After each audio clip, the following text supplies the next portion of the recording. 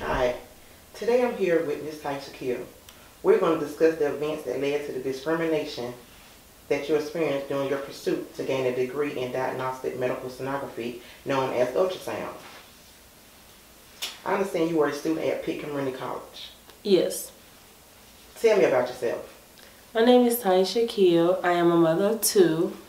I started at Pitt Community College January 2016. I applied for my program and I actually was accepted and started my program August 2017. Since you've been in the program, you had some things to come about. Yes. Before we get into the reason you were dismissed on the basis of discrimination, tell me how long you were in the program. I was in my fourth semester and was hoping to graduate in May of 2019. Prior to this program, do you consider this program being competitive? Yes, very competitive. So tell me about your grades prior to the program. But my grades was really good. I actually had all A's and B's and 1 C. So I understand you were in the medical sonography program. Yes. You were doing clinicals where? I was doing clinicals several different locations. I was traveling from Greenville to Pollocksville to Wilson. Were you successful at those clinical sites? Yes. Did you have any discriminatory actions against you from the sites? No. So there was a facility that you experienced some discrimination. Yes. What facility was that? It was Coastal Carolina Healthcare Imaging Center, known as CCHC. Okay, so before we get into what happened at CCHC Imaging Center, I understand that you were also discriminated against Pitt Community College, Vital Medical Center. Yes. Tell me about what happened when you started at CCHC Imaging Center. Okay, when I started there, we was actually in middle of the exam when I had to use the restroom. So I asked my tech, can I use the restroom? So she walked me in the hall and told me to use the restroom across the hall. I actually was kind of confused because I knew we had a restroom right here in our department, but I didn't ask no question. I just actually went on and used it. What was her name? Lori Robinson. So Laura Robinson told you to use the restroom across the hall. Yes. What was wrong with the restroom in the ultrasound department? It wasn't nothing wrong with it because the other techs, all the other techs was using it, so it was nothing wrong with it. Did you report this? Yes, I reported, but not right then. Why you didn't report it right then? Well, CCHC had been with Pitt Community College for over like 10 years, so I feel like I didn't know like the relationship between the techs and my instructor, so I felt like if I reported it, then they could treat me a lot worse than what I was already been treated. Was that the only discrimination you experienced while you was there? No. Explain that. Well, the supervisor, the techs actually had like a meeting sort of like in the rooms, and the supervisor was in there. I was actually standing there waiting for her to acknowledge me as an intern student. We never caught eye contact. She never spoke to me. She never shook my hand, nothing. And that's the first time I ever experienced anything like that. What was her name? Linda Povich. Was she the supervisor of CCHC Imaging Center or the program? CCHC Imaging Center. How did that make you feel that the supervisor didn't acknowledge you as an intern student? It made me feel bad. It made me feel like an outcast. It was enough that I was like the only black girl there that I noticed, and to be called out to use a certain restroom and then not acknowledge me as a student, yeah, it made me feel bad. So you were there for 6 days total? Yes, 3 days a week. Yes. So out of those 6 days, she didn't have anything to say to you? Nope. Mm-mm. Were there any other students there? No. Mm-mm. Not that I was aware of. So after that, something else happened? Yes, well, something happened with my timesheet. I was late 2 days that week, and I ended up putting 8 o'clock instead of 8:12. That's what she wanted me, because that's how long I was late getting there to the clinic site. But I ended up putting 8:15, and she didn't want me to put 8:15 because she said I wasn't that late and wanted me to put 8:12. But I told her instead of counting every minute, it's just best if I just do my time in quarters. So I just end up just putting the 8:15, you know, just actually putting extra time on myself, which is it wasn't a problem because I still have to make up the time. Why were you late those 2 days? Well, I live in Beaufort County, so school actually started in our district for the students, and I had to put my kids on the school bus. The first week of school is the time always fluctuate with the school bus. You know, it could be within 10 to 15 minutes, could be 20 minutes.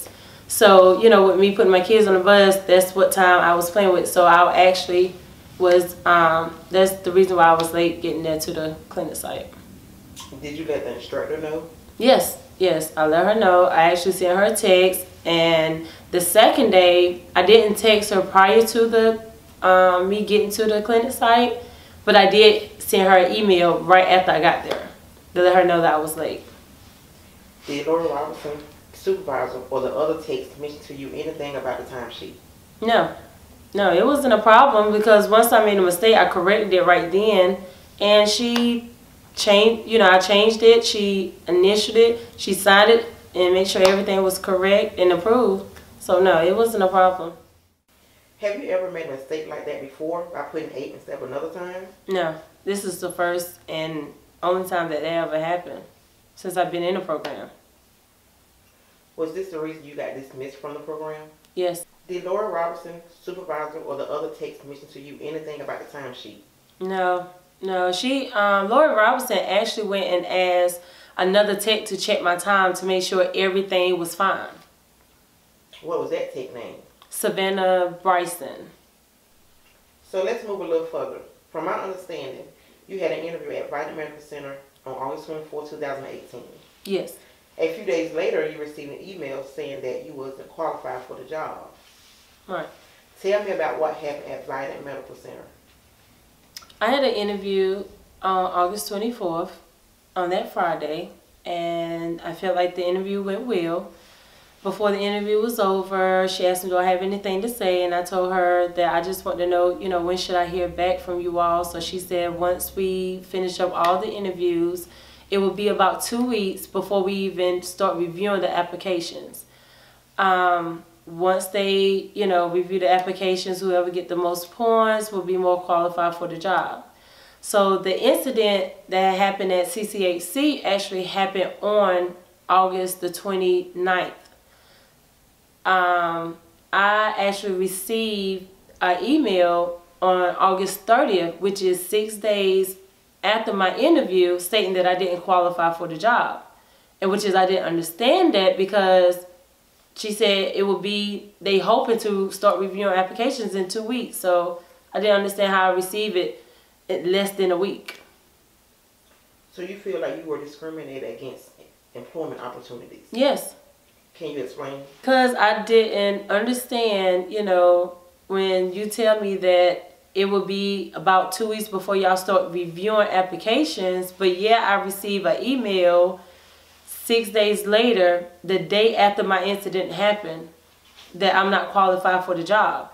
So somebody did something the day of the, you know, when the incident happened. So that's what kind of made me feel like something actually happened on the table. Okay, let's move on.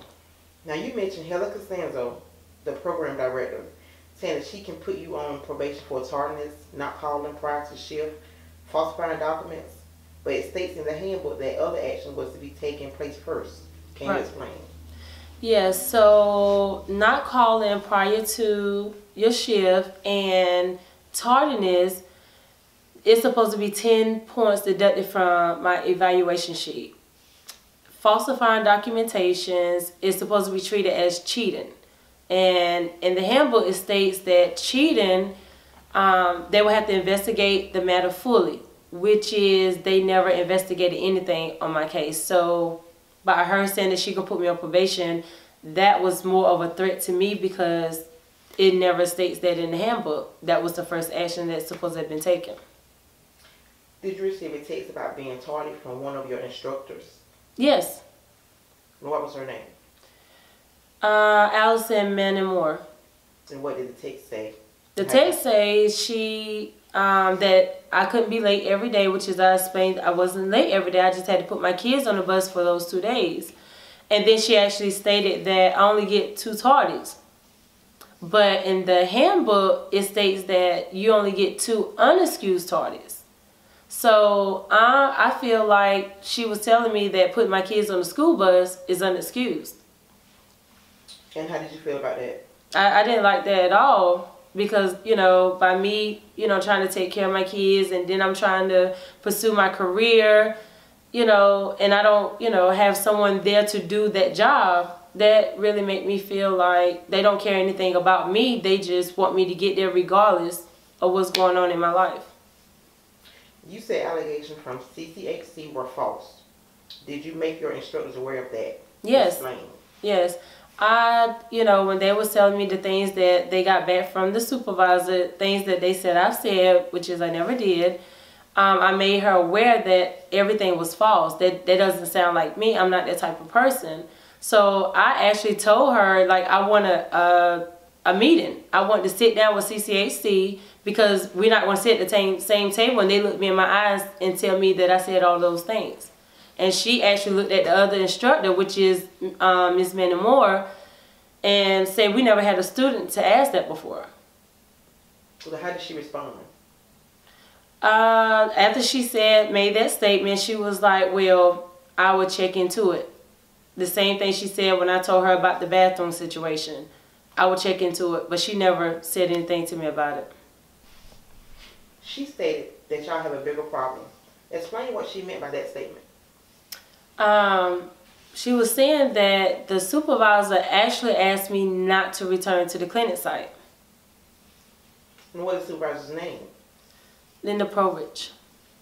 How did that make you feel knowing that Linda Provich never acknowledged you as an intern student, no spoke or shook your hand, but yet asking you not to return to the facility? It actually made me feel bad because, you know, y'all been with the school for so long. So, you know, if you ask a student not to come back, you know they're out of the program. And for you to ask me not to come back and you never spoke to me, you never shook my hand, that made me feel bad. Like, it was enough that y'all treated me the way that you did. But, you know, I got to stop for a minute.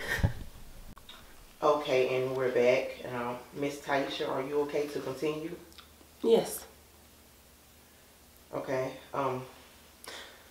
So how did that make you feel knowing that Linda Provich never acknowledged you as an intern student, no spoke or shook your hand, but yet asking you not to return to the facility?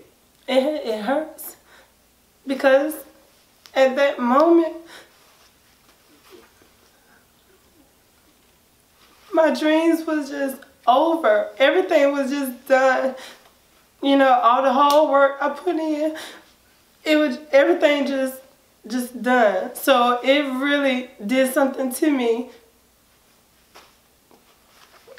Did you speak to anyone over her about the situation? Yes. I spoke to Brenda Fulton at the corporate office of CCHC, Imaging Center. Why do you feel the need to ask about the student policy? Explain that. Because the way that the supervisor went about it to ask me not to come back, and I was never aware of that it was a problem with my timesheet, I want to know what was their policy and procedures, so to see did they go by it like they were supposed to. Did they have a student policy and procedure to follow by? No. Also, the handbook states that the clinical facility has the right to refuse clinical practice experience for any student whose clinical performance is unsatisfactory or who is found to be non-compliant with personnel policies and procedures. Do you feel that your performance was unsatisfactory? No, I got my check-offs. I did everything. I was awesome at scanning. Do you feel that where you're found to be non-compliant? No, everything that they asked me to do, I did. I actually did more, you know, because they always tell you when you go to clinical, it's actually like an interview. You know, you actually can pick up a job, so I always do more than what they asked me to do. Something else was stated in the policy about progression in the program. Tell me about that. So in the handbook, it starts talking about that, you know, if you can't go to one clinical site, you can't go to another one. But if you want to read more information on it, refer to section 15.4. But when I searched for it, it's not a section in the handbook of 15.4. And the policy was just revised in June of 2018. So tell me what happened when you were approved for appeal. Explain. So I got approved for appeal, went to the appeal. My instructor, which was Heather Costanzo, she actually started off saying that everything that she received from the clinic site through email. And so once she finished, it was my time to respond. So I started talking. Soon as I started talking, she started moving with negative gestures, like negative energy, basically, like moving in the seat and doing like little stuff like that and making hand gestures and everything. And it was almost like if I was lying about what I was saying. So I feel like her energy and the way that she did was like, it was rude and disrespectful, and I feel like she did that to get the board members to vote against me. Like, that was her way of just using her power. And also, like, the dean sat at the head of the table, and I know she could see that, and it actually took my attention away to what I was saying to focus on the way that she was acting, because that hurt to know that she's an instructor and actually a director of a program to be acting the way she did.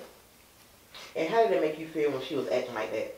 Like I said, it was very disrespectful. I did not see that coming, you know, and I knew like she had no reason of acting the way she did, because I'm pretty sure the odds was on my side at the beginning. What happened next? So the dean asked me if she would let me stay in the program, what should we do, knowing that I cannot go back to the same clinic site. So I told her with my instructor permission that they can just send me to another clinic site. So once I said that, she actually came back and said, oh, we're short on clinical sites, that one is going out on maternity leave, the other clinic site, I have to find out what's going on. But then if we do put her somewhere, we would have to switch out with another student. It would just be a headache. Why do you feel y'all wasn't short on clinical sites? Because at that time, we had it was only 15 students. We had 34 clinic sites. 12 of them was like in the Greenville area, the area that I was assigned to. And it was 6 clinic sites that had availability at that time. Did anything else happen at the appeal? Yes. When we finished discussing both sides, the dean, instead of her making the board members aware of, you know, my progression in the program, like I never been in trouble, never had this happen before, my grades is awesome, all my eval sheets was 3s and 4s, like almost like that perfect student, she focused on falsifying documentation, which they never investigated to say that I falsified documentations. Did you go further after the appeal? Explain. Yes, I went to the next step and spoke with the assistant vice president, and his name was Jasmine Spain, and actually sat down with him and told him everything that had happened up until that point, and just explained to him that all I wanted was to get back in my program where I left off at, because they dismissed me unfairly. Do you feel like speaking with him helped any? No, because after maybe like a month, you know, it took for him to investigate the case. He called back and said that, you know, I had some very good points, that I was able to prove a lot. But unfortunately, he couldn't put me back where I left off, but he can put me back in without competition. And I told him that is not an option for me. Like, I don't have a start over, you know, in me. You can't just take what I had put in for the last 3 semesters and just throw it away, for me to just throw all over, knowing that y'all did me wrong. Y'all didn't investigate my case. Y'all didn't do anything. And to ask me to start over, it wasn't an option. You asked him, could you speak with someone else? So when I felt like he wasn't on my side or try to help me, I asked to speak, could I speak to the president or could I make an appointment with him? And he told me no, that he was the furthest I could go. You mentioned that he was willing to reach out to the academic affairs department and to give you a call back. Did he ever contact you? No. What did you do after that? Well, after he didn't never respond to my phone, after he never called me back, I actually reached out to the academic affairs department myself. So I took it upon myself to just go to the school because nobody returned my phone call, and spoke with someone that was in the office. And who did you speak with? Her name was Lori Priest. And was she helpful? No. Explain. Well, when I spoke with her and I asked her, was that something that y'all do in this program, is put students back where they left off? And she said she didn't know, which is, I didn't understand that you, the assistant vice president of this department, how you not know what y'all do in this department? And so she asked me what happened. I told her what happened up until that point. So she said, well, she's not for sure because normally at the appeal, either goes one way or another or is finished. But she will talk to Jasmine Spain and she will talk to Donna Neal, which is the health science dean, and see what their decisions were and to see where everything stands, and she'll give me a call back at the first of the week. And when she returned my phone call, it was that Monday, and she actually said that the dean was willing to speak with me on my behalf on the clinic site. And so I didn't understand it, so I told her I would make an appointment with her because I'm not understanding why she wanted to speak on my behalf knowing she didn't help me at the beginning. What happened on the day that you met with the dean? When I met with the dean, I asked her why y'all didn't investigate my case. And so she stated that we did. So when I asked for the investigation report, she said it wasn't documented. So I asked her, I said, what you mean it's not documented? Anytime you investigate something, it has to be documented. It has to be on paper. You can't have a verbal investigation because it changed by the time it gets to the person it needs to get to. And so then I come back to ask her, you know, why you didn't investigate or look into when I was discriminated against the bathroom. So she tells me that what I experienced was not discrimination. And that she was not going to debate back and forth with me. Like, how can you tell me what I experienced was not discrimination? Like, you can't look me in my face and tell me that. Who does that? Or how did that make you feel when she told you what you experienced wasn't discrimination? I felt violated. Like, for somebody to tell me that, and I'm a student going to you for help, and you're going to tell me what I experienced wasn't discrimination? That hurts. It hurts a lot because you're supposed to treat everybody the same. Later on that same day, you went to Heather Costanzo's office to request some documentation.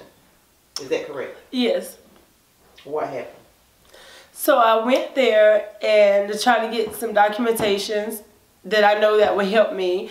And when I asked for it, she told me that, you know, to hold on. So she proceeded down the hall to go get the dean to ask, I guess, permission to release the paper. But when she come back, she said, oh, well, I can't get to it right now, that it's packed away. But it would have to be at another time. So I told her that I'm entitled to that documentation, you know, that I wanted it. And so she went back down the hall and got the dean. So she come back to tell me that I'm not getting that documentation today. And I told her that I have the right to that documentation. And that's when she asked the instructor, which was Heather Costanzo, to contact the campus police. So I told her I'm not doing anything wrong. I just want my documentation. Why did she feel that security needed to be called? Because she said that the conversation was a heated exchange, which it never was. Did you ever come in contact with the officers and what came out of it? Yes, I actually waited for them to get there, and I explained to them what happened, and they told me, like, for now on that, you know, for me to just send a request through the email. And after, you know, he said that he, you know, asked for my name, so they had to run my name to make sure that everything was fine, that I was still a student at the time, and said that they don't see anything that I did wrong. And just told me from, you know, here on out, just send a request through the email. And did you ever send the request? Yes, I did. I sent a request to Heather Costanzo. She never responded back to my email. I sent the same request to the Health Science Dean. She refused at first, the first email, and then when I sent it back out again to let her know that I really needed those documents, she never responded. After that incident, you received an email from the assistant vice president demanding a mandatory meeting about an inappropriate behavior. What happened? So I attended the meeting, and when I got in there, he asked me, you know, he told me that something that happened on the day that the campus police was called, and anytime that something happened, he had to look into it and had to investigate it. And he wanted to hear my side of the story because they cannot take one side or it would be bad for everybody. And normally when something happens, he'll investigate it, he'll hear my side of the story, he'll document it, and pretty much just say what came out of the meeting. So what you're saying, the approach that Jasmine Spain, which is the assistant vice president, had taken at the time was not the action that was initially taken when you was wrongly dismissed from the program. Right. Everything that he basically laid out, the way that they supposed to did things, nor did the instructor, Heather Costanzo, the health science dean, which was Dean Donna Neal. Nobody took that initial action at the beginning of my situation. And I feel like if they would have took that initial action, I wouldn't be sitting here today. So basically he told you pretty much they messed up. Yeah, pretty much. So pretty much you have these conversations recorded? Yes, I do. So is that the last contact you had with the school? Yes. As we close and wrap it up, what I'd like for you to do is tell me exactly how you were discriminated against in your own words. I was discriminated because I'm black, because I was discriminated against the bathrooms. I was discriminated against the supervisor that never acknowledged me as an intern student.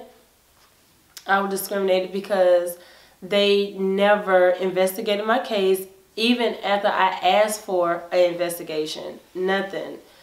And it didn't only just start in my fourth semester. This started my first semester in the program when I was followed at every clinical site. So it's something that they didn't like about me, maybe my first day of class, or I don't know what it was, but I was actually followed from the first semester, and they never attended nobody else clinical site other than mine, because I actually asked the students in the class and nobody seen the instructor, which was Karen Spade. So this actually started the first semester. So yes, I was discriminated on several occasions. Why do you feel the need to get your story out?